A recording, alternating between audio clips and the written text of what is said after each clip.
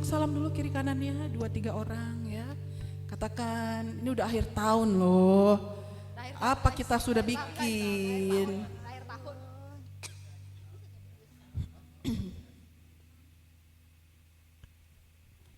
Shalom.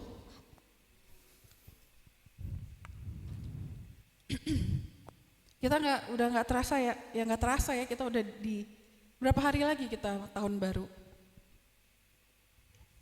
11 hari lagi ya. Jadi tinggal menghitung hari kata ya. Ya kan? Kita tinggal menghitung hari. Lalu kemudian apa yang sebenarnya sudah terjadi selama tahun 2025 ini? Pasti banyak perkara yang dak-dik-duk-der gitu kan ya. Ada hal baik yang mungkin baik atau kurang baik di mata manusia, gitu. Tapi banyak hal yang kita terima dari Tuhan, amin. Nah, kita perlu belajar untuk mengenal Tuhan supaya kita tahu setiap perkara-perkara yang terjadi dalam hidup kita ini itu semua dalam kehendak Tuhan atau bukan. Ya, kenapa kita perlu mengenal? Ini pertama begini ya, saudara-saudaraku, adik-adik, bapak ibu sekalian. Mengenal Allah yang benar ya, karena sebenarnya ada banyak di luar sana Allah yang tidak benar. Ada banyak di luar sana yang ngaku-ngaku Allah. Betul? Siapapun bisa klaim bahwa dirinya Allah. Ya, ada banyak juga yang tidak benar-benar Allah. Ada banyak juga Allah-Allah palsu, berhala-berhala. Ya. Dan kenapa artinya kita perlu mengenal, gini ya, Paulus waktu dia menginjil ke Tesalonika, kemana lagi itu, sampai ke Athena, ya, dia ketemu sama jemaat di Athena. Dia lihat jemaat di Athena itu lagi ibadah, kayak kita gini lah. Ada mesbahnya, tahu nggak di tulisan mesbah itu apa? Kepada Allah yang tidak kami kenal. Itu ada di Kisah Rasul 17, ya, nggak usah tercengang kali deh, ya. Makanya baca Alkitab. Di situ tertulis kami menyembah Allah yang tidak kami kenal. Jangan sampai kita menyembah Allah yang tidak kita kenal. Karena kenyataannya kita pikir kita sembah Tuhan, bukan. Kita pikir kita kenal Tuhan kita, ternyata kita nggak kenal Tuhan kita. Pengenalan itu akan diikuti dengan pertumbuhan. Seberapa kau mengenal, sebegitu pertumbuhanmu. Kau berhenti mengenal, maka berhenti pertumbuhanmu. Jadi pengenalan itu begitu penting. Mengenal itu gak ada habisnya kalau kata Glenn Fredly. Saya pikir saya sudah kenal Mas Toro. Ya, ternyata belum. Satu kali kami makan di restoran, kami makan terus dia nyusul. Saya dengan pedenya memesan satu, apa itu? Iga babi lah saya pesan, iga babi madu. Enak kan? Enak dong ya. Saya pikir ini saya pesan gitu. Terus dia datang, dia coba ngambil kecil. Terus, saya kan tersinggung ya, udah gue pesenin, gak makan, gimana nih gitu. Saya bilang, makan dong, kok gak dimakan, itu kan kamu suka. Terus dia bilang gini, aku kalau ke restoran itu gak makan itu, kamu lihatlah aku makan apa. Baru saya ingat, oh iya, ayam goreng crispy. Jadi saya pikir saya sudah mengenal dia. Jadi mengenal Tuhan itu juga sama. Kita pikir kita udah kenal dia hari ini sebagai Bapa. Bapa yang mana? Bapa yang baik? Bapa yang memberikan disiplin bagimu? Apakah kau sudah kenal Tuhan sebagai Bapa yang memberikan disiplin bagimu? Jadi mengenal Tuhan itu adalah perjalanan yang sangat romantis, ya, berkesinambungan, sustain, ya, dan kemudian terus menerus sampai kau mengalami sendiri. Kalau kau sudah mengenal satu sosok, satu pribadi Bapa, apakah berhenti? Tidak. Dia akan menunjukkan, dia akan surprise kita dengan karakter-karakter dia yang lain. Makanya mengenal Tuhan, mengenal Allah itu menjadi suatu hal yang penting. Dan nggak akan ada habisnya. Ya, kenapa? Halo Zoom, udah dengar? Yang di Zoom katanya nggak dengar. Itu, ya. Ingat ya, ingat dong kejadian perempuan Samaria ketemu sama Yesus. Pernah? Dengar nggak? Yohanes 4 ayat 23. Ya, ayo kita buka lah yuk. Nanti Kak Tania ini nggak baca Alkitab ini. Nggak buka Alkitab. Yohanes 4. Bagian dari Alkitab yang saya suka ya, salah satu passage yang saya suka.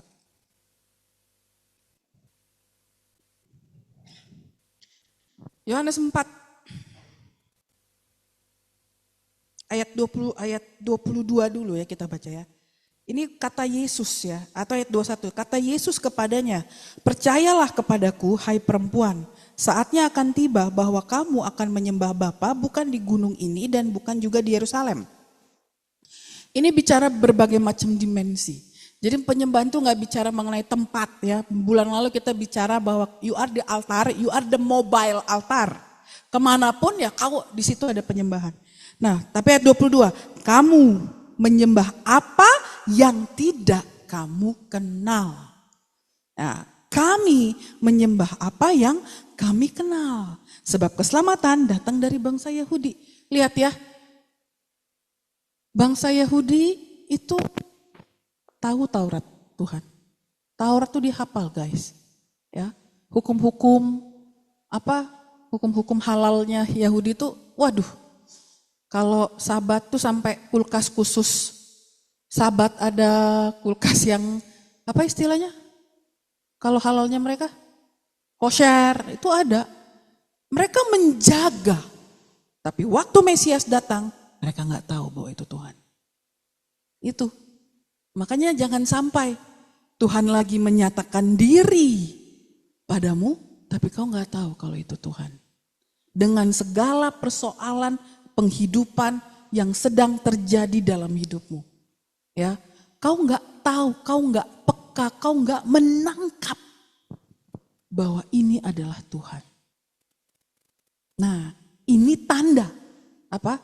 Kurang pengenalan, ya. Nah, kalau kita tidak mengenal, maka kita salah menyembah. Kita nggak tahu dong siapa yang kita sembah, ya. Kita akan melihat dengan salah, ya. Dan ada satu kejadian ya, kalau kalian lihat, bangsa Israel itu pernah bilang Musa Allah. Tahu kejadian itu? Ya saya nggak buka ayatnya lah ya, makanya PA biar tahu ya. Dan di situ dibilang, kami melihat Musa seperti melihat Allah. Menurut kalian, ada anak PA saya bilang gini, kok mereka gitu ya? Berarti Musa dikultuskan? Bukan, bangsa Israel nggak kenal. Simple. Mereka pikir mereka kenal. No, they don't. Makanya mereka lihat Musa, Allah. Baru Musa dibilang Allah. Gimana kalau Allah yang sesungguhnya? Nggak kenal mereka. Di bayangan mereka Mesias datang dengan segala kemewahan. Raja di atas raja, kayak gini temanya white and gold ya. Di belakang tuh ya berkilau-kilau. Tapi Yesus datang jadi orang biasa. Makanya hancur kan semuanya. Dan dengan mudahnya mereka menolak. Kenapa? Enggak kenal. Kau baca firman Tuhan, tapi bisa jadi kau tidak mengenal firman Tuhan. Kau berkali-kali baca firman Tuhan, tapi cuma di level pengetahuan dan nggak sampai understanding. Cuma it's nice to know. Kalau cuma nice to know, it's just nice info, apalagi hanya itu yang kau dapat. Berarti kau tidak akan mengalami. Saya tahu banyak tentang, tapi saya nggak kenal sama dia.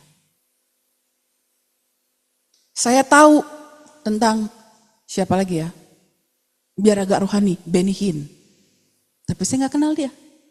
Ya, Benny Hinn kan kalau khotbah all white ya.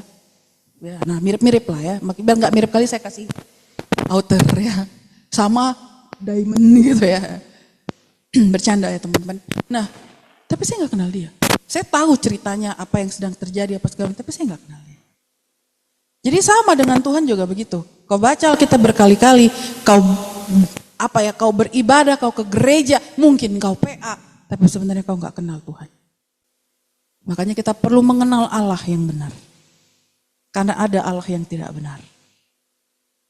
Ya. Guys, nanti ini ya. Kenapa kita harus kenal?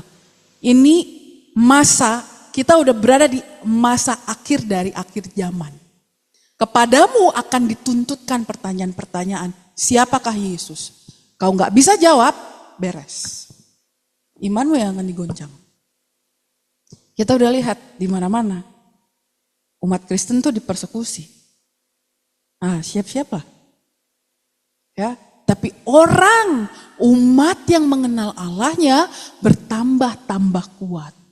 Daniel 11 ayat 32. Kenapa? Karena kenal. Kalau nggak kenal, apa yang mau bertambah kuat? Bertambah berjarak. Banyak orang, murid-murid Y4U, yang kalau awal-awal ketemu atau lihat Katania, itu semua takut. Inilah contohnya nih.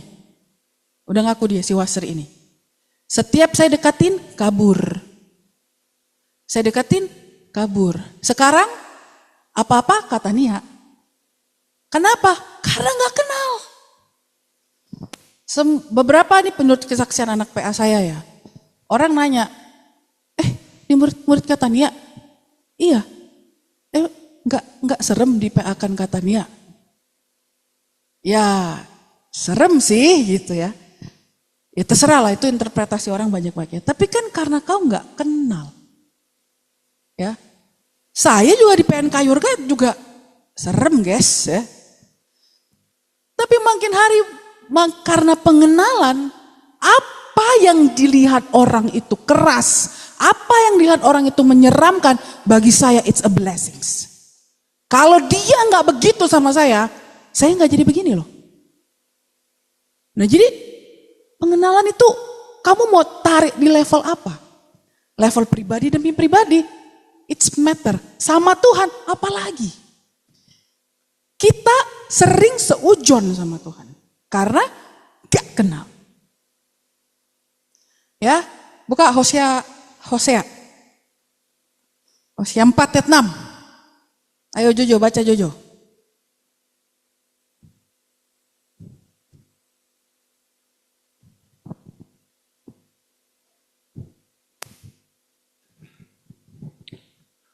Hosea 4 ayat 6, umatku binasa karena tidak mengenal Allah. Karena engkaulah yang menolak pengenalan itu, maka aku menolak engkau menjadi imamku, dan karena engkau melupakan pengajaran Allahmu, maka aku juga akan melupakan anak-anakmu.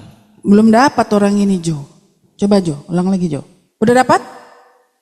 Oh udah, saya yang belum dapat Jo. Ini AC-nya di sini kencang banget ya, setiap buka Alkitab tuh nutup lagi dia. Oke, baca Jo. Hosea 4 ayat 6, umatku binasa karena tidak mengenal Allah. Karena engkaulah yang menolak pengenalan itu, maka aku menolak engkau menjadi imamku. Dan karena engkau melupakan pengajaran Allahmu, maka aku juga akan melupakan anak-anakmu. Jadi awal kebinasaan adalah apa? Tidak mengenal Allah. Jadi kalau kau tidak mau mengenal, maka pintu kebinasaan sedang berada di dekatmu. Kagok guys, kenal aja. Ya, nggak usah nanggung-nanggung, nggak usah setengah-setengah. Ya, lalu dia bilang begini, kenapa nggak mengenal? Hosea bilang gini, karena engkaulah apa? Yang apa? Baca baik-baik. Menolak. Yang menolak pengenalan itu. Jadi lihat ya, Tuhan itu sebenarnya pengen kita PDKT sama dia. Tuhan itu pengen kita itu nempel sama dia.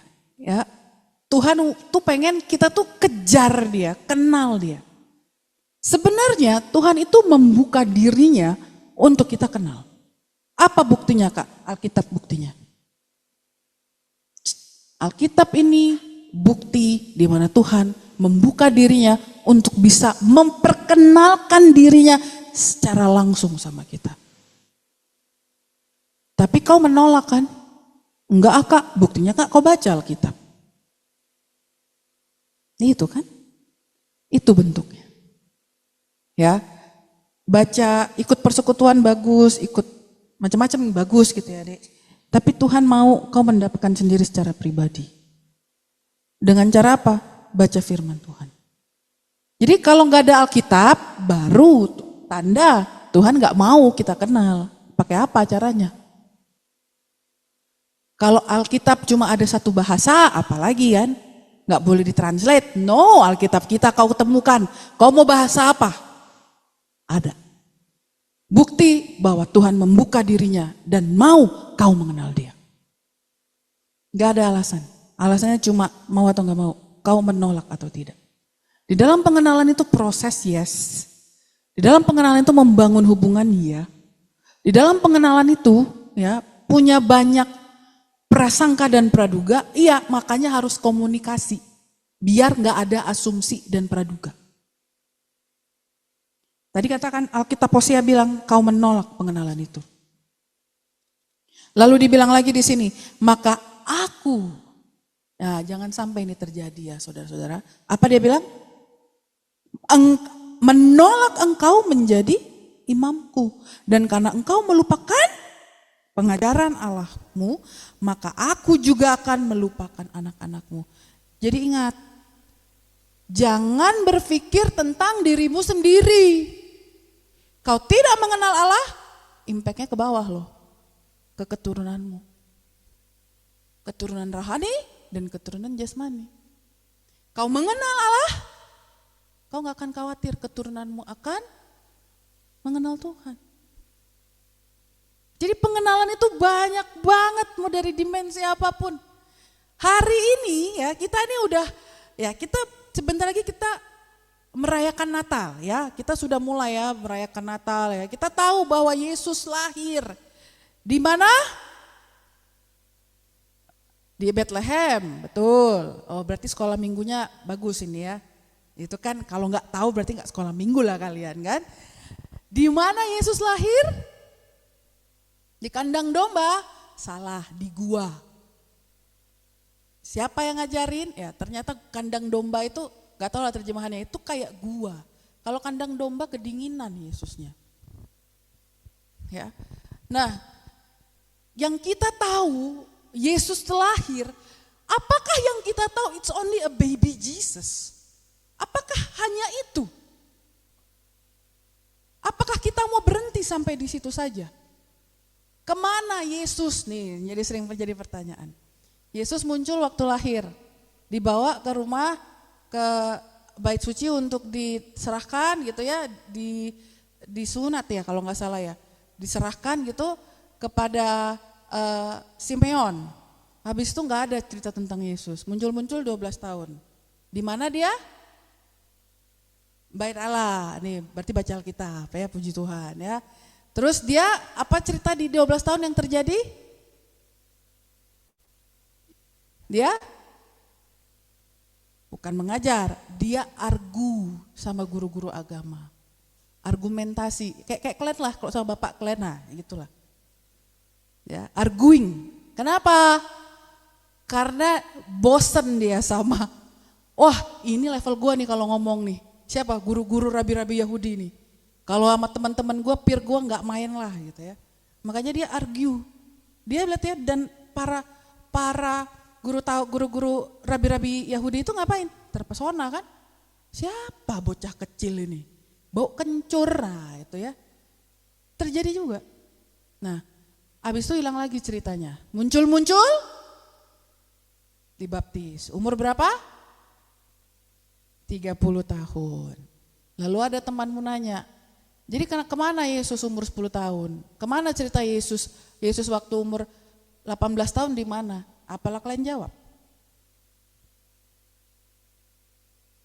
Hah? Hati-hati ya. Kali kita harus siap dengan pertanyaan-pertanyaan ini. Ya, generasi sekarang tuh makin lama makin kritis. Kita harus siap dengan pertanyaan-pertanyaan begitu. Dan kita harus bisa menjelaskan bahwa Yesus yang kita sembah itu adalah Allah yang hidup. Kenapa? Karena itu yang diributkan orang di YouTube kan. Kalau cuma kita benci-benci aja, apa sih ini apa? Gak ada gunanya guys. Jawab. Jelaskan. Ya. Kita harus mengenal siapa yang kita sembah. Oke? Jadi dilihat ya, kalau kau mengenal Tuhan, bukan buat dirimu aja, tapi buat keturunanmu. Nah, tadi saya bilang, dalam hidup ini banyak sekali, atau gini, saya mau bersaksi satu hal. Satu ketika saya baca Alkitab. Kalau kalian baca Alkitab tuh Matius 1, kan isinya apa? Silsilah Yesus, ya. Ada 14 keturunan dari Adam sampai siapa namanya? Lalu dari situ ke Yesus ada 14 keturunan lagi, ya. Lalu saya baca, kan kita kalau baca Alkitab mengulang ya. Jadi udah sampai Maleaki, baca lagi Matius, baca. Terus ketika baca itu ini adalah Yusuf anak-anak ini, pokoknya dibaca. Waktu saya duduk, waktu saya merenung, tiba-tiba suara Roh Kudus bilang gini, kau tahu siapa bapakku, kau tahu siapa kakekku, kau tahu silsilahku, tapi kau tahu aku tidak. Di situ saya nangis. Gila. Alkitab ini udah gak tahu berapa kali baca waktu itu ya. Dan kita seperti membaca seperti kita sudah tahu. Inilah yang membuat kita masuk jebakan. Merasa sudah tahu. Inilah yang menghalang pengenalan. Nanti kita akan bahas. Ya, Yesus yang kita kenal, ya. Atau gini, siapa Yesus bagimu? Kak, Alkitab juga bilang, ya, kita ada Allah yang benar. Ya. Siapa Allah yang benar ya? Coba kita buka ya 1 Yohanes 5 ayat 20.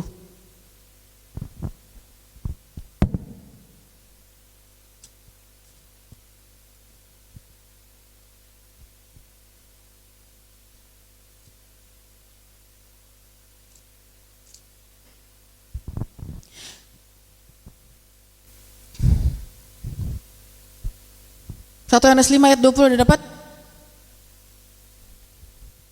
Udah dapat? Saya bacakan ya. Akan tetapi, belum muncul. Akan tetapi kita tahu bahwa anak Allah telah datang dan telah mengaruniakan apa? Ya, kepada kita supaya kita mengenal yang benar. Dan kita ada di dalam yang benar, di dalam anaknya Yesus Kristus. Dialah adalah Allah yang benar, hidup yang kekal. Saya yakin setiap kita percaya statement ini, percaya ayat ini, betul? Percaya ayat ini.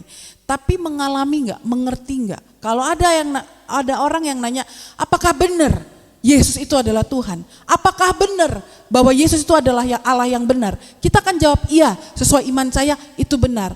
Oke, terpujilah Kristus, tapi kau harus berani mengatakan dengan lebih jelas keilahian Yesus. Hari ini kita merayakan Natal. Orang-orang yang bukan Kristen tuh menanyakan, emang Yesus dirayakan kelahirannya? Ya kau cari aja Alkitab, nggak ada disuruh rayakanlah ulang tahun Yesus, nggak ada. Nggak ada. Di Alkitab itu tidak ada. Tapi kita tahu tanpa kelahiran, maka juru selamat tidak akan datang. Tanpa kelahiran, maka keselamatan tidak akan datang. Tadi dibilang keselamatan datang dari bangsa Yahudi. Maksudnya dari Yesus. Yesus itu orang Yahudi, dari suku Yehuda, itulah Yahudi.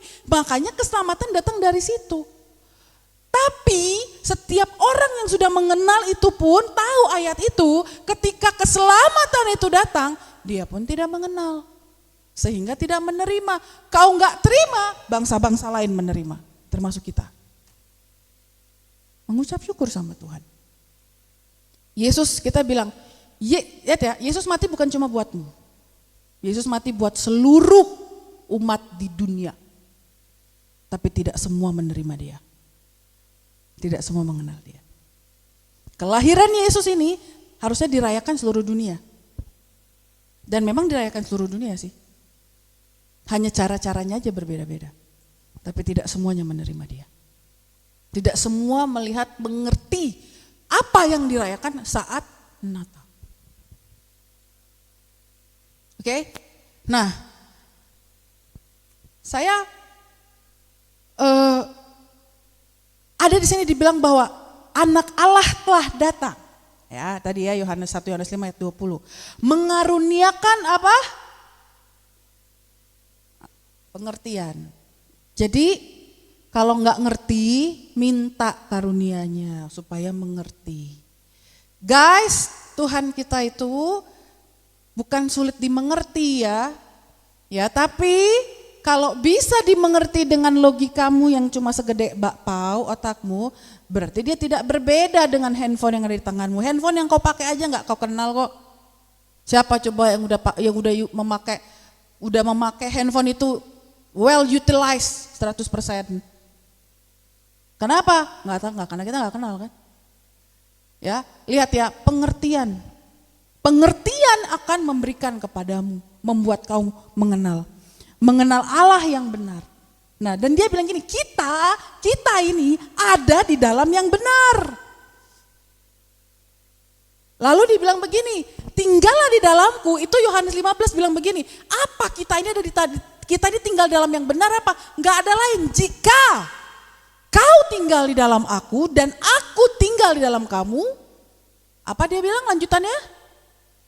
Mintalah. Itu bicara mengenal. Kalau nggak kenal nggak mungkin berani minta. Maksudnya apa tinggal di dalam aku? Nanti baca ayat berikutnya ya. Tinggal di dalam firman. Firman membuat kita mengerti apa yang harus kita minta. Banyak sekali permintaan dalam hidupmu dan kau terima, tapi bukan dari Tuhan. Jangan kalian pikir semua keinginanmu kau dapat dan itu jawaban dari Tuhan. Belum tentu guys. Ya, roh jahat juga bisa menjawab keinginanmu. Buktinya apa? Buktinya dukun-dukun laku kok.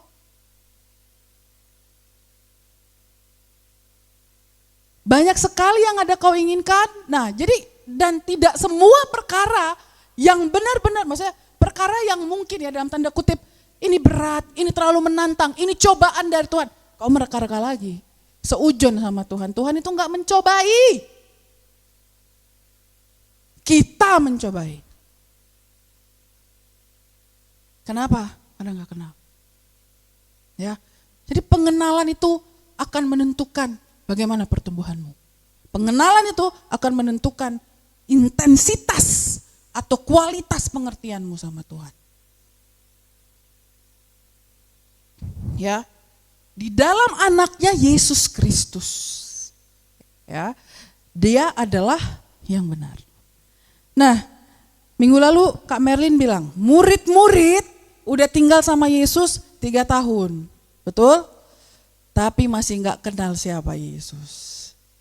Sedikit-sedikit guru, ada badai, guru, mamaku sakit, guru, bapakku sakit, guru, aku besok mau ujian. Nah ini ciri-ciri nggak mengenal. Tahu? Bapak bilang apa? Belajar weh. Guru, aku pengen kaya, kerja say.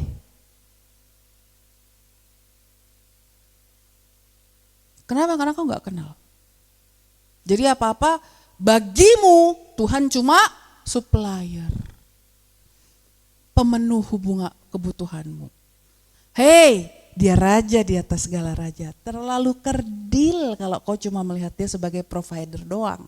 Rindukan kemuliaannya, bukan hartanya.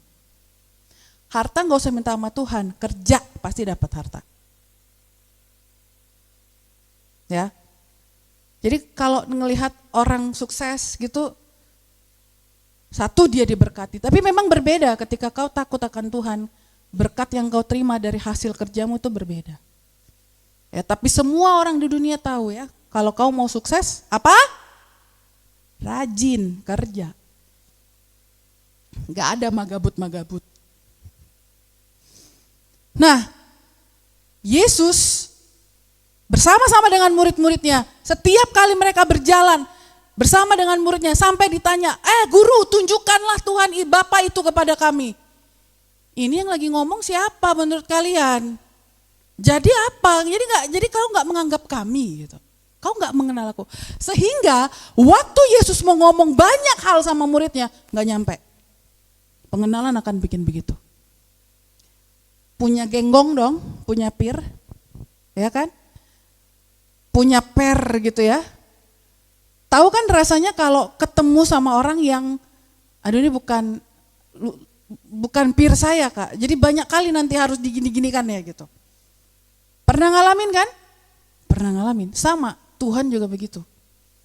Kenapa? Karena gak mengenal. Sejauh mana kau mau dibawa Tuhan untuk mengalami perkara-perkara yang Dia mau sediakan bagimu, sejauh itu kau harus membuka hatimu untuk pengenalan akan Tuhan. Gak bisa dikurang dan gak bisa ditawar. Ini serius, sungguh-sungguh serius. Jadi kalau enggak kita akan salah tangkap sinyal, salah tangkap radar, salah tangkap semuanya. Itu yang terjadi pada murid-murid. Bahayanya lagi apa? Ketika pencobaan datang, waktu Yesus mau disalib, murid-murid apa yang terjadi? Kabur. Kedua, menyangkal. Nah, ketika kau akan diuji, apakah kau akan menyangkal atau kau akan kabur?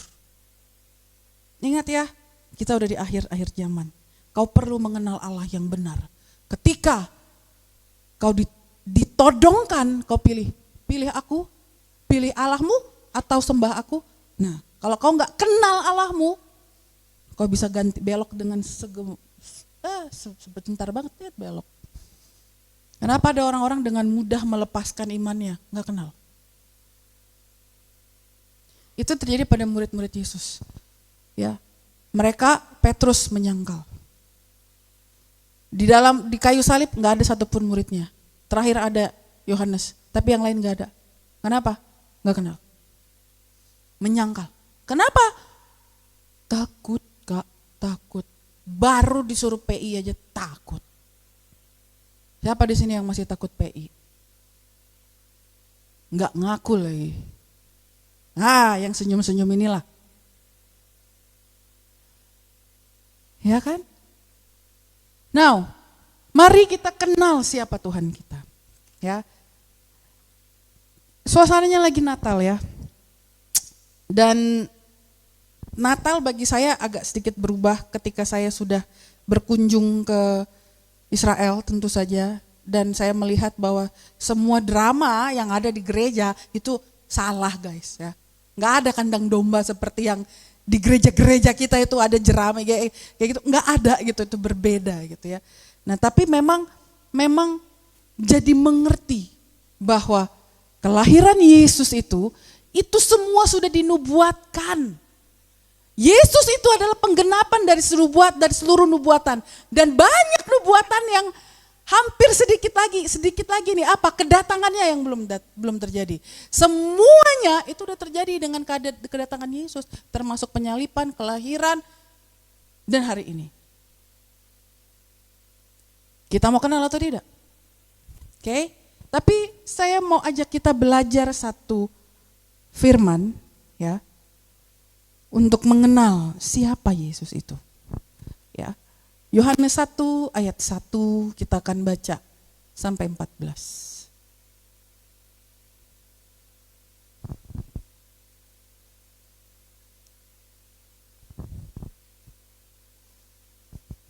Udah dapat? Ya. Baca Hatta.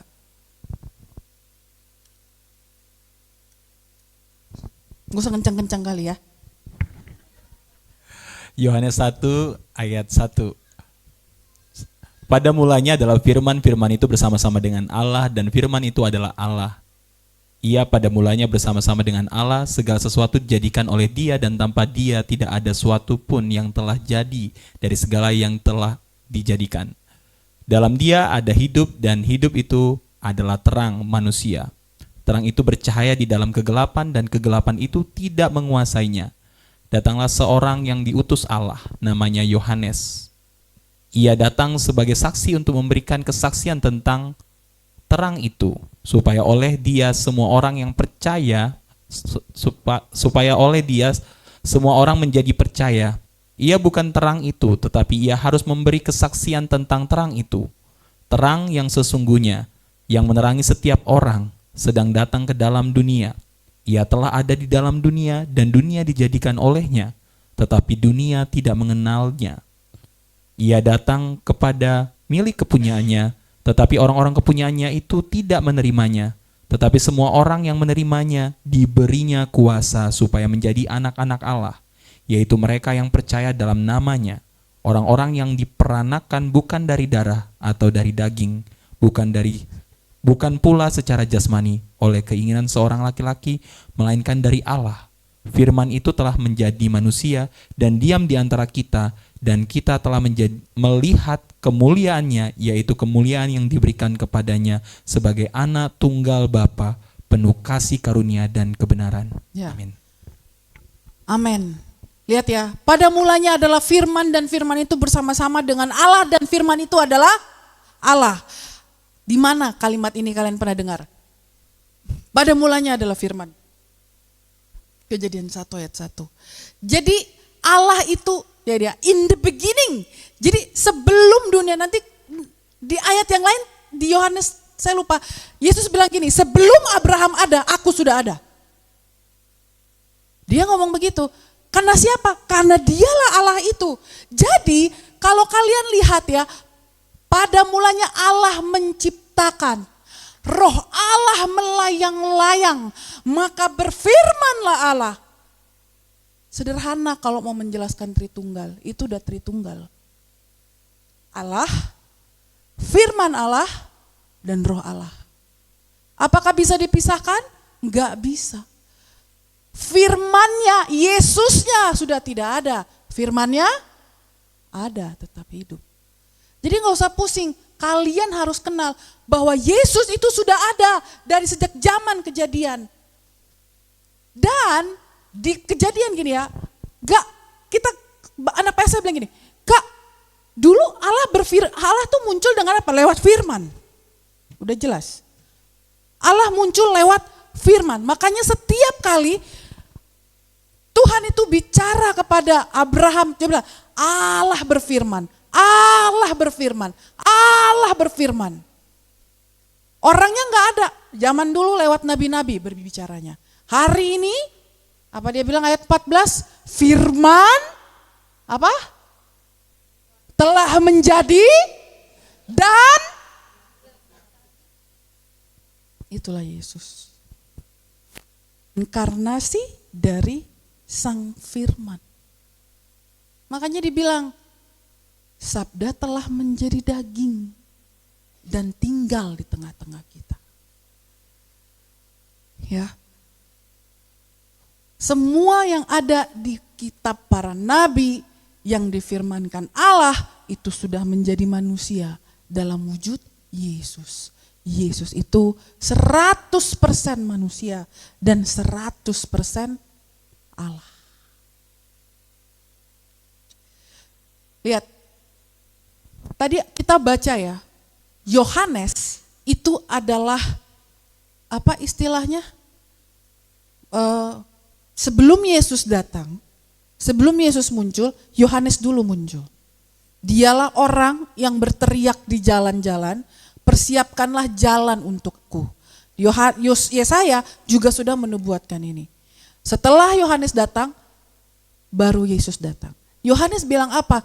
Dia datang untuk umatnya, tapi umatnya, apa dia bilang? Tidak menerimanya.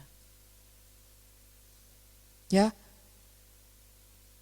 karena tidak menerimanya, ya, tapi ada yang lain yang menerimanya. Sehingga ayatnya berubah. Setiap orang yang menerima dan percaya kepadaku, tadi dibilang apa? Diberinya kuasa. Lihat, tugas kita pertama cuma percaya bahwa Sang Firman tinggal bersama-sama dengan kita. Sudah menjadi daging, menjadi manusia. Dalam kemanusiaannya, saya yakin kalian gak ragu ya bahwa Yesus itu Tuhan. Tapi kalian harus mengenal di mana keilahian Tuhan. Saya gak akan baca banyak-banyak, tapi coba manusia mana yang bisa bilang kepadanya dianugerahkan kepadaku segala kuasa? Siapa? Yesus kan yang ngomong itu.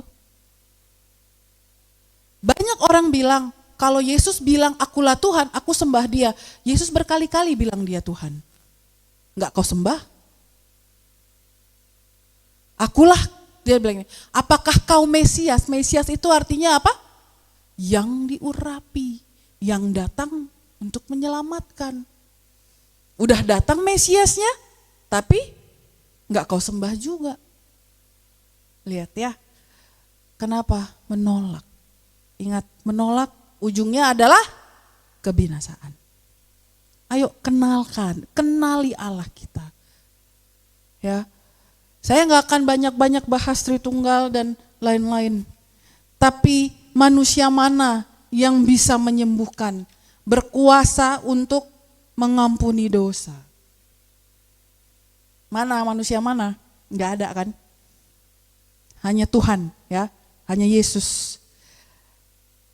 Di Yesaya 44 ayat 6, Yesaya menubuatkan begini, akan datang seseorang yang berkata, akulah yang terdahulu dan akulah yang terkemudian. Siapa itu? Yesus. Akulah Alfa dan akulah Omega. Nah, aku ini Tuhan, ya. Tuhan itu apa ya? Tuhan itu bukan nama. Tuhan kita itu nggak punya nama. Kalau Tuhan kita punya nama, berarti dia sama kayak Tania, punya nama. Manusia. Tuhan itu apa ya bilangnya ya? Kodrat gitu. Ya. Namanya nggak ada. Di zaman kitab para Taurat ya, kitab perjanjian lama, nama Yesus, nama Tuhan itu nggak boleh disebut. Dan ada loh kitab Tauratnya. Janganlah menyebut nama Tuhan Allahmu dengan diajarkan.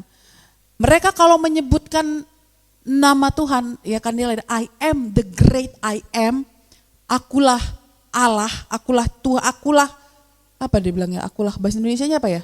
I am the great I am, akulah YHWH itu gitu ya. Itu gak bisa disebutkan dengan kayak begini-begini, kayak kita nyebut, gak bisa. Itu harus disebutkan dengan kekudusan. Kalau kau tidak menyebutkan dengan kekudusan, nanti langsung mati. Maka mereka menyebutnya Adonai. Apa arti Adonai? Kurios.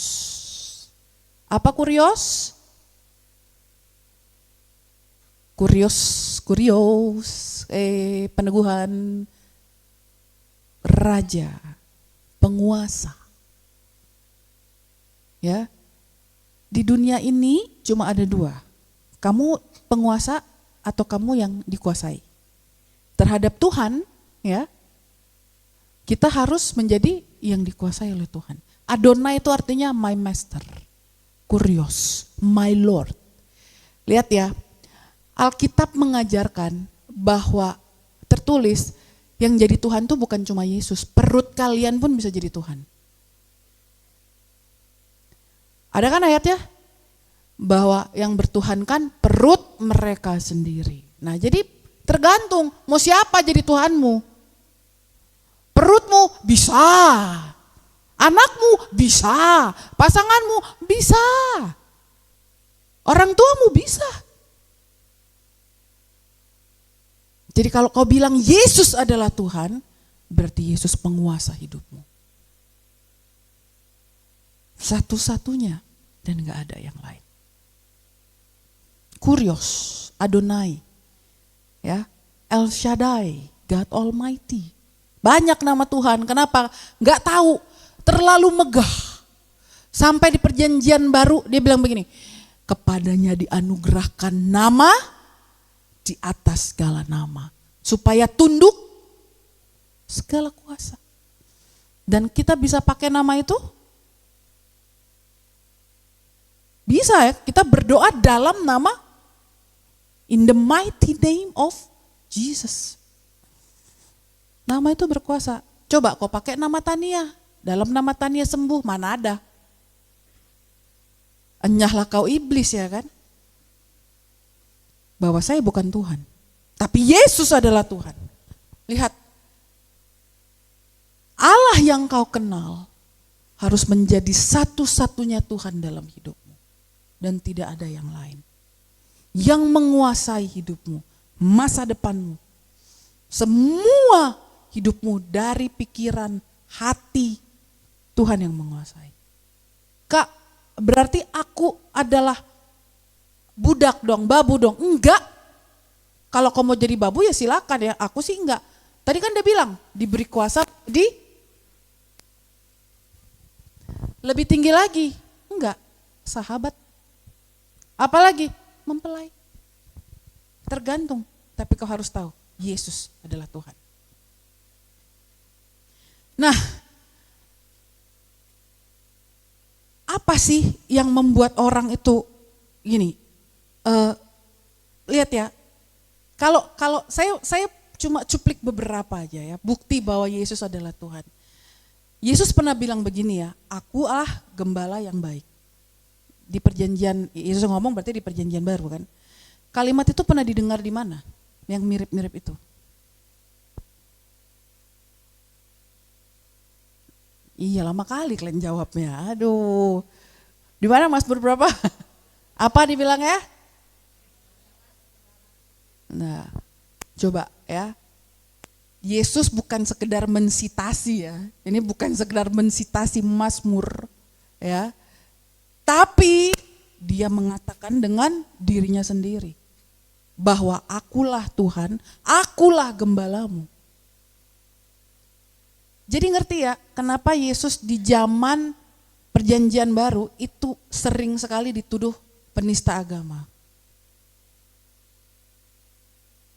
Paham ya? Kenapa? Karena dia sering mensitasi kalimat-kalimat itu. Akulah gembala yang baik. Orang bilang, emangnya kau Tuhan? Lalu Tuhan jawab, engkau yang mengatakannya. Dan Tuhan jawabnya begitu. Jadi kalau dibilang Tuhan, Yesus gak pernah bilang bahwa dirinya Tuhan. Yesus berkali-kali ngomong dalam Alkitab bahwa dia Tuhan. Gak penting sebenarnya, ya. Yang penting hatimu. Bagimu Yesus siapa? Percuma kau tahu banyak ayat. Sekarang pertanyaannya, bagimu Yesus siapa? Apakah dia Tuhan? Bagimu? Kau bilang iya. Apakah seluruh hidupmu kau serahkan kepadanya? Atau ada yang kau sisakan buatmu?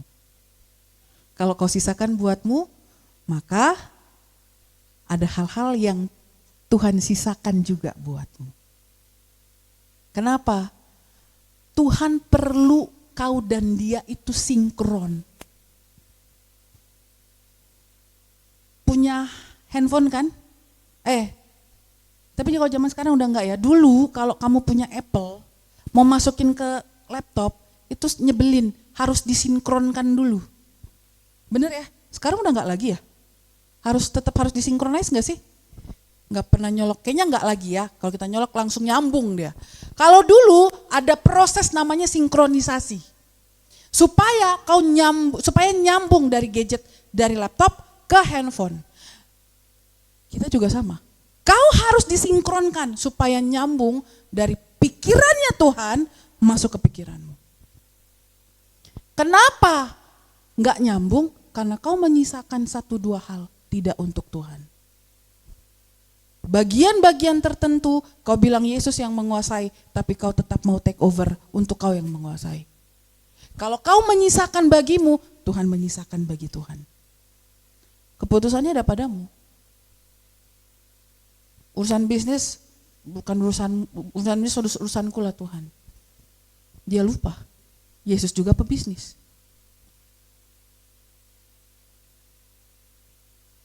Urusan keluarga juga urusanku lah Tuhan. Dia lupa, Yesus juga punya mama loh.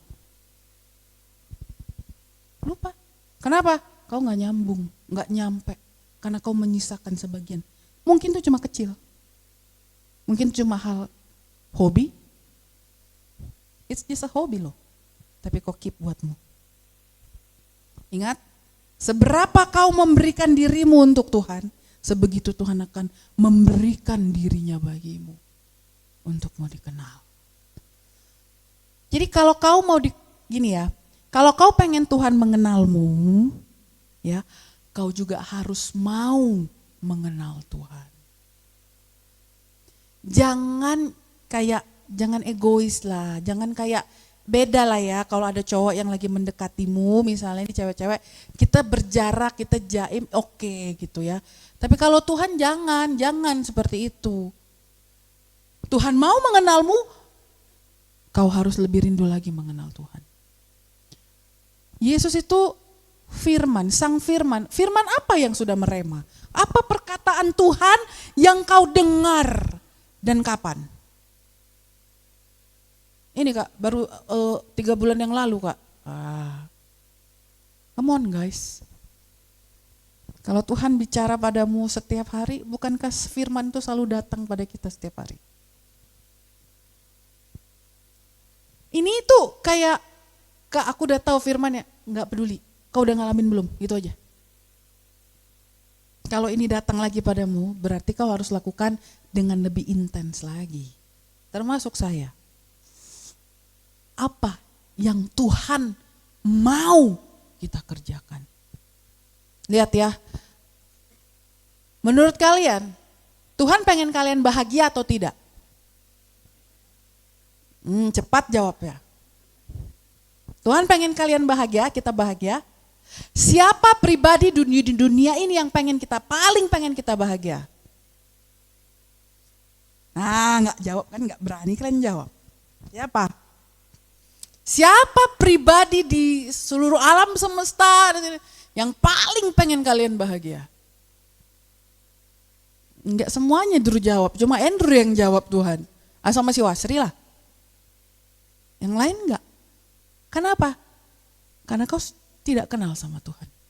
Karena kau curiga sama Tuhan. Karena konsep bahagiamu dengan konsep bahagia Tuhan enggak sinkron. Bahagia menurut saya adalah punya gaji banyak, punya rumah, punya keluarga, punya mobil, dan sudah. Bagi Tuhan itu cuma tambahan nakku, bukan itu loh. Ya tapi aku maunya ini, ya tadi. Betul Yesus menjadi penguasa atas hidupmu? Betul itu Yesus menjadi kurios? Ini enggak kebetulan ya, saya enggak, ya di akhir tahun ya, coba lihat. Apa yang sudah kau berikan sama Tuhan? Atau apa juga yang sudah Tuhan berikan kepadamu? Jangan-jangan kau berpikir gak ada loh. Kenapa? Karena semuanya gak sesuai dengan pikiranmu. Yang terjadi malah aku dipecat Tuhan. Malah aku bisnisku jadi kurang Tuhan. Kenapa? Karena gak kenal. Hati-hati ya guys. Lihat. Cuma tadi saya mau ingatkan. Itu pengenalan akan menuju tanpa pengenalan akan menuju kepada kebinasaan. Ya, setiap persoalan yang terjadi dalam hidupmu, Yesus tuh, tadi kalian setuju. Ya, sekali lagi saya tanya, jadi siapa pribadi yang paling pengen kalian bahagia di dunia ini? Puji Tuhan. Tuhan kan? Jadi kenapa perkataan manusia yang bikin kau pusing? Bukan perkataan Tuhan. Kenapa yang kau hiraukan? Perkataan manusia. Kenapa kau sandingkan dirimu kepada perkataan-perkataan manusia? Kalau kau tahu yang paling sayang, yang paling pengen kau bahagia, yang paling tahu jalan hidupmu adalah Tuhan. Kadang-kadang kita lucu ya. Kita tahu yang semestinya, tapi hal yang membuat kita pusing yang enggak, yang lain-lain. Nah, ini capek guys, capek ya, capek hidupmu, nanti penuh dengan drama. Ya, nanti baru update status ya. Lelah. Iya. Apalagi ya kalau sekarang ya kan, jenuh. Ya, semua judul lagu keluar ya. Gitu ya. Rindu ya. Sih. Dengan mudah kita jawab bahwa Tuhan paling pengen kita bahagia. Dah, pernah nanya sama Tuhan, apa sih sebenarnya Tuhan yang Tuhan sediakan bagiku? Kebahagiaan apa yang Tuhan sediakan bagiku? Kau dirajam, nanti kau dipersekusi. Apakah itu yang kau harapkan jawaban dari Tuhan? Enggak ya, lihat muka-muka kalian ini, Tuhan juga udah enggak kuat iman orang ini dipersekusi. Udahlah, enggak usah lah. Aduh, kasihan lagi nanti yang ini. Aduh, nanti kurus dia Kak Tania ini, nggak janganlah. Stres nanti dia dipersekusi. Tuhan tuh nggak jahat guys. Kita yang selalu curiga sama Tuhan. Dan kita selalu membuat hidup kita ini penuh dengan drama. Padahal sama Tuhan loh. Apa-apa Tuhan. Udah dibilang jangan menyebut nama Tuhan dengan sembarangan. Tuhan, lama-lama apa yang bisa disalahkan? Ya Tuhan lah yang paling bisa disalahkan. Ya, kalau kau menyalahkan Tuhan, bukan bukti lagi ya, udah di pintu kebinasaan itu. Oke, Yesus penguasa dalam hidup kita. Yesus adalah Tuhan, Yesuslah penguasa dalam hidup kita. Jangan sisakan satu pun, satu titik dari hidupmu tidak bagi Tuhan. Jangan guys, Tuhan itu bukan 100% buatmu. Kalau bisa 1000%, Tuhan tuh 1000%. Jadi jangan sisakan 1%, bahkan 0,1%. Itu penghalang pengenalan akan Tuhan. Tanggalkan logikamu, tanggalkan kepintaranmu, tanggalkan kesuksesanmu, tanggalkan kekayaanmu, tanggalkan semuanya, tanggalkan. Bagi Tuhan itu enggak penting, yang penting itu adalah dirimu. Tuhan cuma pengen tahu seberapa Tuhan itu penting bagimu. Adakah yang menyamainya? Ada nggak? Adakah idol-idol kecil dalam hidupmu? Tadi saya bilang kecil ya. Apakah contohnya? Hobi. Apakah lagi contohnya? Cita-cita. Apalagi? Visi. Ya, dan jangan gantikan sesuatu hal yang ilahi dengan yang tidak ilahi. Contoh, kau lagi berdoa untuk sebuah visi, ya, tapi kemudian kelihatannya kok nggak kelihatan gitu ya, kok kayaknya redup Kak ini. Lalu kau pakai cara-cara cepat, kau dengan mudahnya belok, jangan loh. Kenapa? Karena Tuhan tuh gak pernah berhenti, Tuhan tuh bekerja sama kita di dalam hidup kita tuh 24 jam. Tadi saya bilang gini, mungkin yang dilihat orang, kebanyakan orang atas siapa? Mungkin Hatta gitu ya, yang dilihat orang atas Hatta, dia sukses, dia promosi nih, dia anak PA-nya banyak, dia begini, itu yang dilihat orang. Tapi yang Hatta lihat, yang Tuhan kerjakan dalam hidupnya, itu berbeda. Bagi dia, harta, cita-cita, suksesan, itu efek, ngerti gak? Efek dari pengenalan itu. Yang terpenting adalah proses bagaimana Tuhan bekerja dan pengenalannya. Itu yang paling penting. Diambil itu semua, gak akan jadi apa-apa. Dia gak masalah. Semua dari Tuhan kok, semuanya bagi Tuhan, dari mula, punya mula. Kita ngomong kayak gitu, tapi begitu diambil, tunggu dulu Tuhan.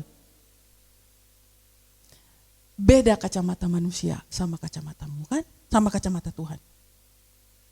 Ya, jadi jangan silau ya melihat kegemerlapan dunia ini, promosi-promosi dunia ini ya. Pertumbuhan rohani tidak dilihat dari seberapa kaya kamu. Pertumbuhan rohani tidak dilihat dari seberapa suksesnya kamu. Pertumbuhan rohani juga tidak dilihat dari seberapa banyak pelayananmu. No.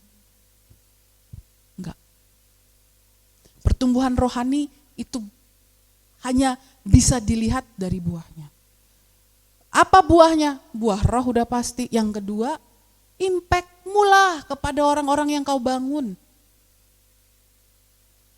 Lihat apa yang dilakukan filantropi. Bikin impact kan? Udah habis, semua duit dia udah punya. And then apa? Yang udah kelebihan uang, akhirnya ngapain? Ya bikin impact lah. Dari sekarang kau sudah bisa bikin impact. Kau sudah bisa membangun manusia. Jangan sampai pengenalan yang gak kau terima dari Tuhan itu membuat kau gak memperoleh apa yang seharusnya kau peroleh. Lebih sakit lagi, apa yang harusnya kau peroleh itu dikerjakan oleh orang lain. Itu sakit, saudara. Ya, kita ini manusia dengan banyak privilege dari Tuhan. Betul? Banyak privilege dari Tuhan. Tapi kalau kau menyia-nyiakan privilege itu, kau nggak akan bahkan menganggap bukan ini Tuhan. Ya kau nggak mendapatkan yang sejati. Saya nggak larang kalian kemarin ngobrol sama siapa ya. Ya kalau kamu memang pengen penghasilan yang besar, ngomong sama Tuhan. Aku pengen penghasilan yang besar, pengen tembus 3 digit, nggak apa-apa. Tapi serahkan dong sama Tuhan. Bisa pertama kerja, ya udah pasti. Yang kedua, serahkan sama Tuhan. Jangan pakai standar-standar dunia. Tadi kalau kalian tahu bahwa Tuhan yang paling pengen kalian bahagia, kenapa perkaraan manusia, kenapa pertimbangan manusia, kenapa sibuk kali mikirin quarter life crisis, nah cobalah kenapa. Itu contoh aja. Oke? Nah, saya mau masuk kepada sini. Apa sih yang membuat manusia itu penghalang untuk pengenalan akan Tuhan? Untuk bilang Yesus adalah Tuhan. Yang pertama, ayo kita buka.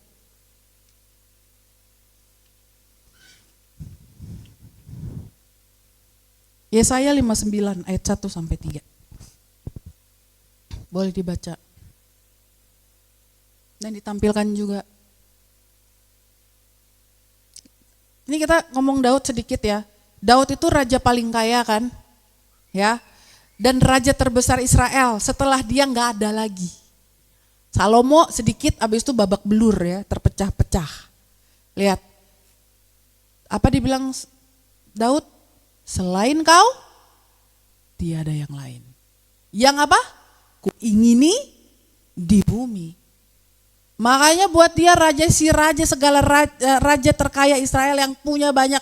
Sampai sekarang orang masih menangis di kuburnya Daud, guys. Jangan salah, kita juga kaget. Ada orang yang masih meratap seolah-olah Daud meninggalnya baru kemarin. Saking masyurnya namanya Raja Daud itu. Tapi Daud sendiri bilang apa? Lebih baik 1 hari daripada 1000 hari di medan perang. Dan dia tahu setiap kemenangannya itu gak ada peran dia. Meskipun dia buat dosa loh. Dan dia bertobat. Tapi Alkitab mencatat dia pribadi yang dikenan Tuhan. Gak ada selain dia. Kenapa? Karena dia tahu siapa masternya. Oke, baca Yesaya.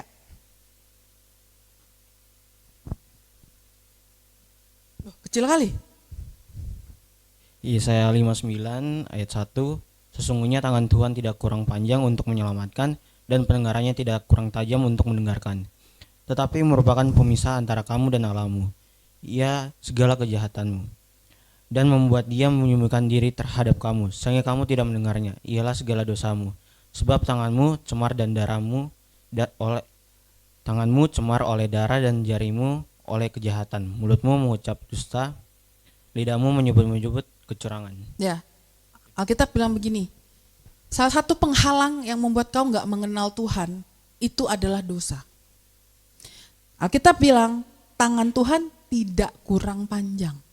Apalagi, pendengarannya tidak kurang tajam. Gak mungkin kita gak ngomong aja Tuhan dengar kok. Ya kan?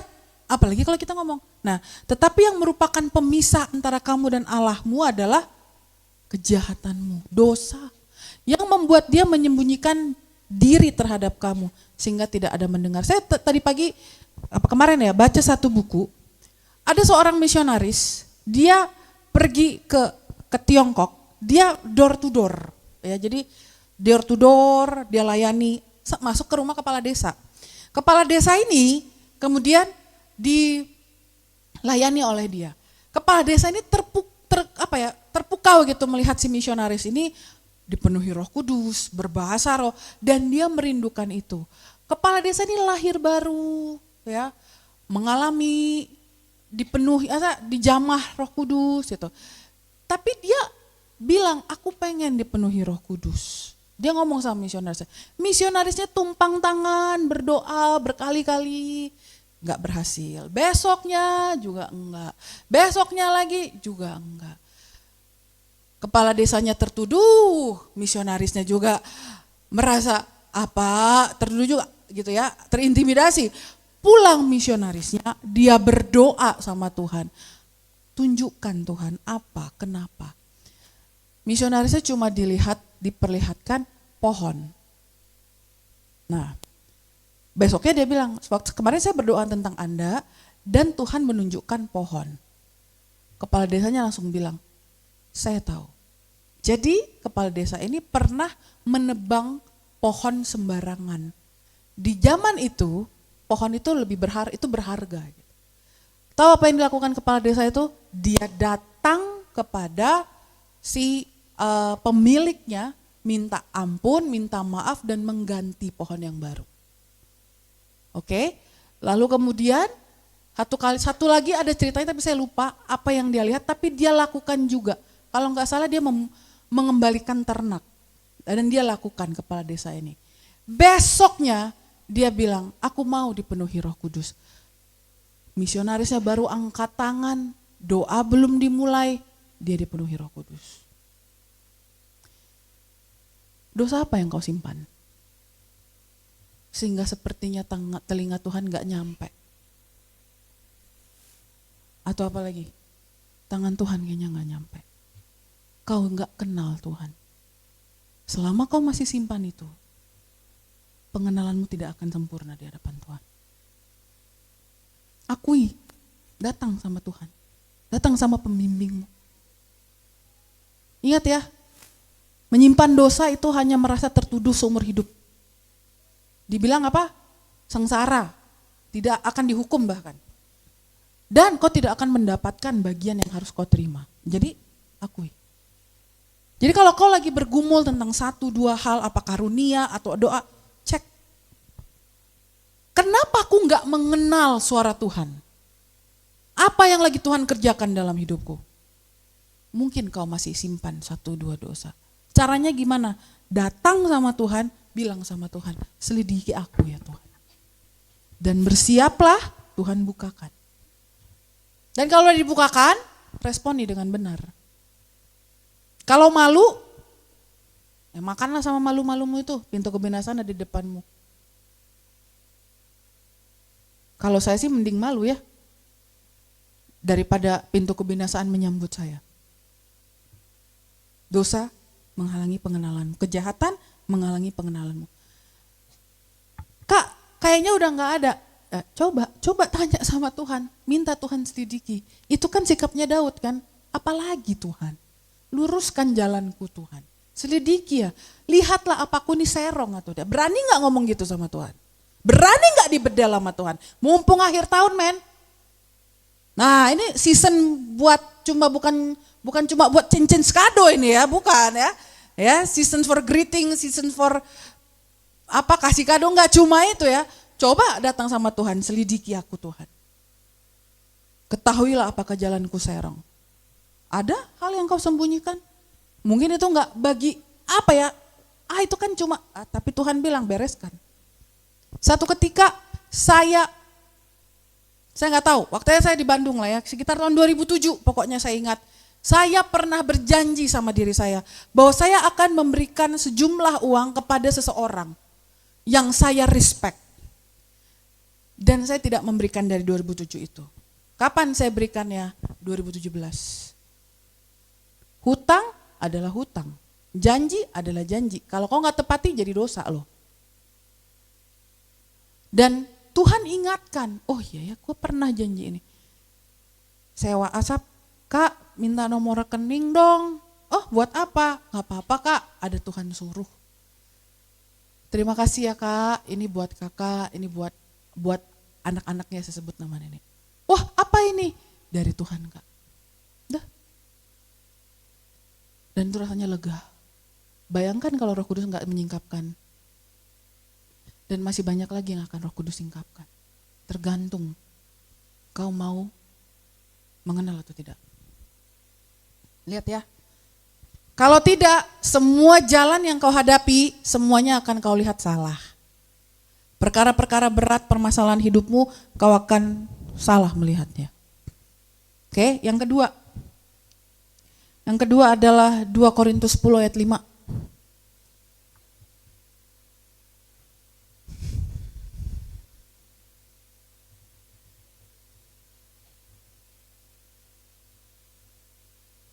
Ayo, sudah Kakak Jo.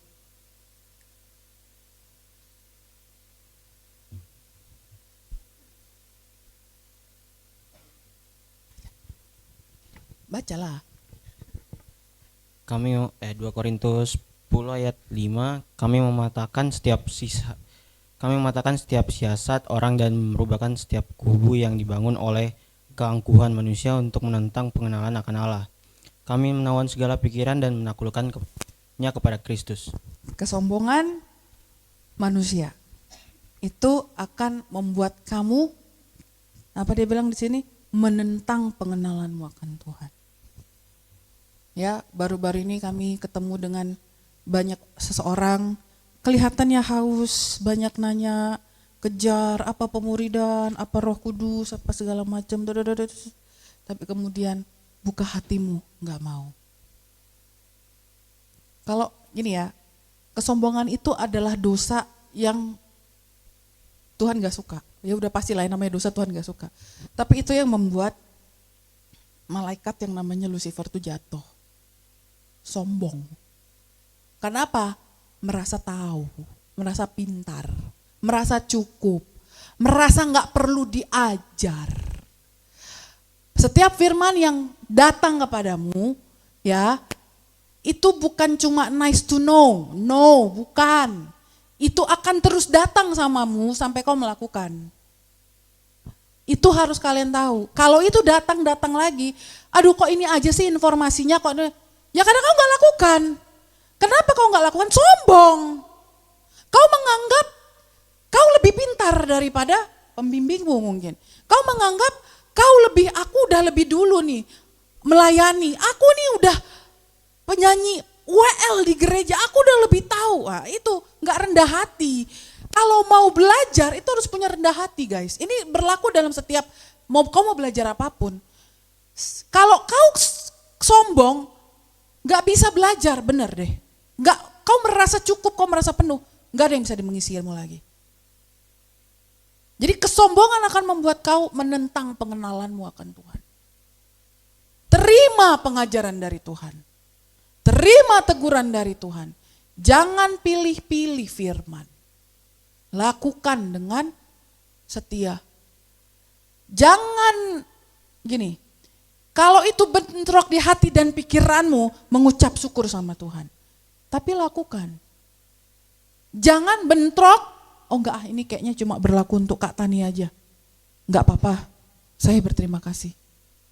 Dan saya mau melakukannya. Tapi jangan iri ya kalau saya diberkati. Jangan iri ya kalau saya mengalami berkat-berkat Tuhan. Cek, masih adakah sisa kesombongan dalam hidup kita? Ciri-cirinya apa? Ciri-cirinya kalau ditegur, ngambek. Apalagi ciri-cirinya gak menerima hal yang baru. Merasa udah tahu, merasa itu bukan buatku deh kayaknya. Nah itu ciri-ciri kau sombong. Ketiga, Efesus 4 ayat 8.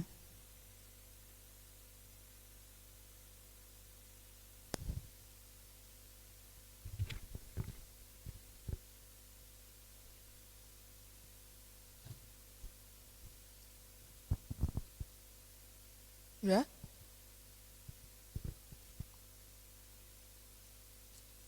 Efesus 4 ayat 8. Silakan dibaca. Efesus 4 ayat 8. Itulah sebabnya kata Nas. Tak kala ia naik ke tempat tinggi, ia membawa tawanan-tawanan, ia memberikan pemberian-pemberian kepada manusia. Tunggu, salah kayaknya.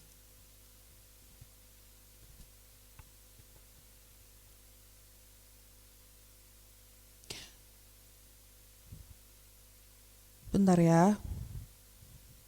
Sebentar. Efesus 4 ayat 8. Tatkala ia naik ke tempat tinggi, ia membawa tawanan-tawanan, ia memberikan, ya, sebentar. 1 Yohanes 2 ayat 15, maaf.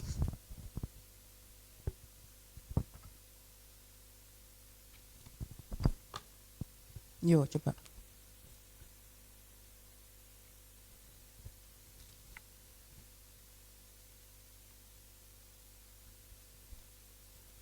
Silakan, Dek. 1 Yohanes 2 ayat 15. Janganlah kamu mengasihi dunia dan apa yang ada di dalamnya. Jikalau orang mengasihi dunia, maka kasih akan Bapa tidak ada di dalam orang itu. Nah, jadi di sini dibilang bahwa apa? Kau lebih cinta dunia daripada Tuhan. Apa cinta dunia itu? Penghidupan lah. Keuangan, ya. Ingat nggak ayat yang bilang begini? Cinta akan uang, apa? Akar dari? Kalau udah akar dari segala kejahatan tuh pintu menuju dosa ya. Lihat, Tuhan tidak akan hanya kepada uang Tuhan menyamakan dirinya loh. Menyandingkan, bukan menyamakan, menyandingkan dirinya. Jadi hatimu di mana? Kau bisa dibeli dengan uang? Atau kalau kau bisa dibeli dengan uang, maka kau akan dengan mudah melepaskan pengenalan akan Tuhan. Kau tidak akan mengerti apa yang Tuhan sediakan bagi. Cinta akan uang itu membuat kita menghalangi pengenalan akan Tuhan.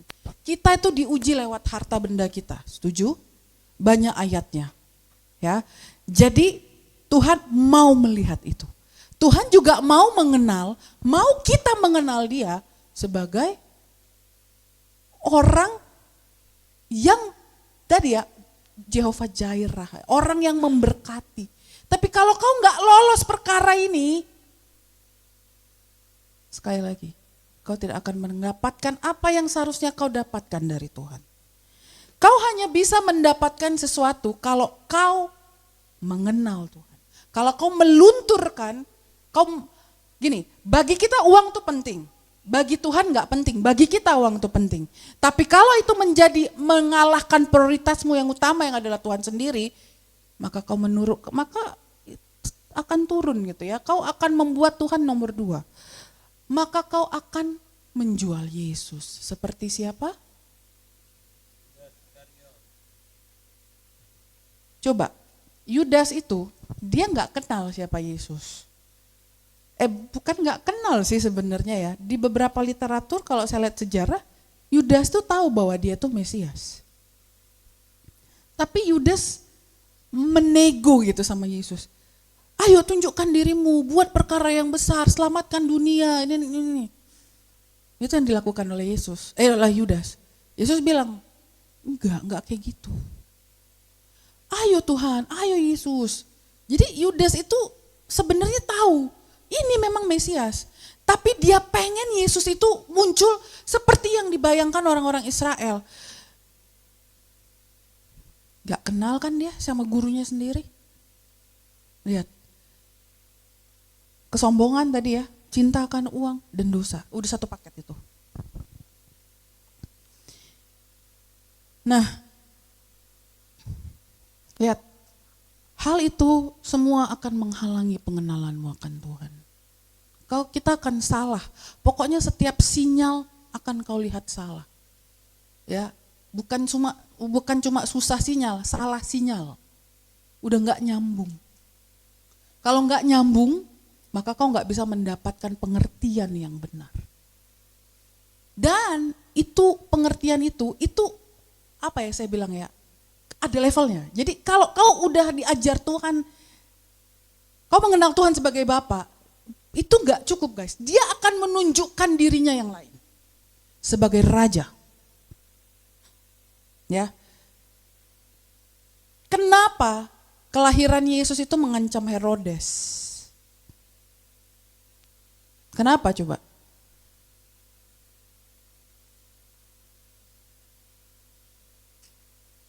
Kenapa? Karena ini orang-orang Majus ini. Orang Majus ini skolar zaman dahulu. Peneliti, profesor-profesor, astrolog. Tahu astrolog? Ilmu bintang. Nah, itu dia. Jadi menurut hasil penelitian orang-orang Majus ini, ada bintang yang besar yang menyerupai rasi bintang, saya lupa rasi bintang apa, dan itu melambangkan ketika rasi bintang itu muncul, seorang raja lahir. Maka dibunuh semua anak laki-laki. Karena orang Majus ini. Orang Majus ini ngelihat bintang lahir Yesus, terus berbondong-bondong nyari Yesus. Ketemu Yesusnya udah 1 tahun apa 2 tahun. Saking jauhnya, bayang menempuh berapa banyak perjalanan untuk bisa ketemu Yesus. Itulah kenapa Herodes kenal, nggak kenal. Dia cuma tahu dan dia percaya.